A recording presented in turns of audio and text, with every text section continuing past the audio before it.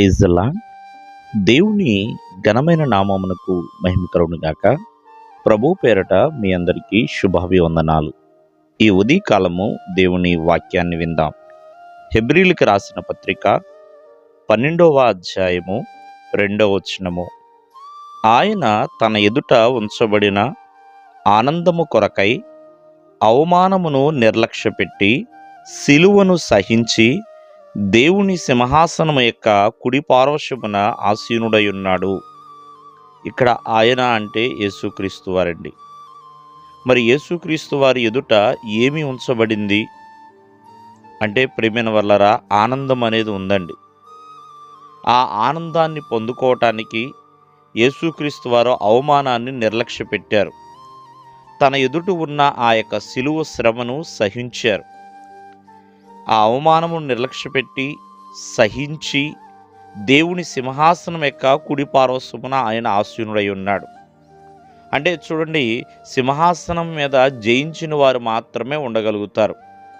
కాబట్టి యేసుక్రీస్తు వారు విజయము చూచి ఉన్నారు. కాబట్టి విజయ పతాకాన్ని ఆయన ఎగరవేసి ఉన్నారు. ఇక్కడ మనము ఈ వాక్యాన్ని బట్టి మనమేం నేర్చుకుందాం అంటే, మన ఎదుట ఉంచబడిన ఆనందం ఉంది, దాని కొరకు అవమానమును నిర్లక్ష్య పెట్టాలి. యేసుక్రీస్తు వారు ఎంతో ఘోరమైన అవమానానికి ఆయన గురై ఉన్నాడు. అయినా ఆ అవమానం అంతటిని కూడా ఆయన భరించాడండి. అవమానమును భరించుకున్నాడు. అంటే లెక్కలోకి తీసుకోవాలా, నేను దేవుని కుమారుణ్ణి కదా, నన్ను అవమానపరుస్తారా? అసలు తన ముందున్న ఆనందాన్నే దృష్టిలో పెట్టుకున్నాడు, కానీ అవమానాన్ని దృష్టిలో పెట్టుకోలేదు. కాబట్టి దానిని నిర్లక్ష్య పెట్టాడు. ఉదాహరణగా చెప్పాలంటే, మరి చాలామందికి ఎన్నో రీతులుగా అవమానం అనేది కలుగుతూ ఉంటుంది.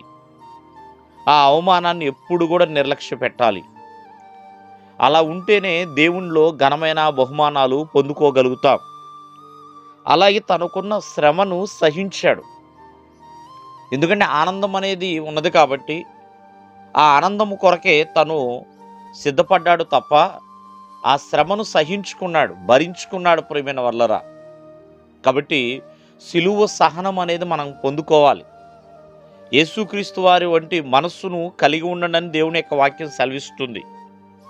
కావున ప్రతి ఒక్కరు కూడా అవమానము నిర్లక్ష్య పెట్టాలి, ఆ యొక్క సిలువను సహించేవారిగా ఉండాలి. ప్రియమైన వల్లరా, ఎప్పుడైతే సహిస్తామో ఎన్నో విజయాలు చూడగలుగుతాం, ఎన్నో ఆనందాలు పొందగలుగుతాం. కావున ప్రతిదాన్ని మనం పట్టుకుంటా ఉన్నాం అనుకోండి, ఏమీ కూడా పొందలేం. యేసుక్రీస్తు వారు తన ముందున్న ఏదైతే ఉందో దాని కొరకు ముందుకు కొనసాగి ఉన్నాడు. మధ్యలో ఎన్ని వచ్చినా వాటిని పట్టించుకోలేదు. దేవుడు మిమ్మల్ని ఆశీర్వదించును గాక. ఆమేన్.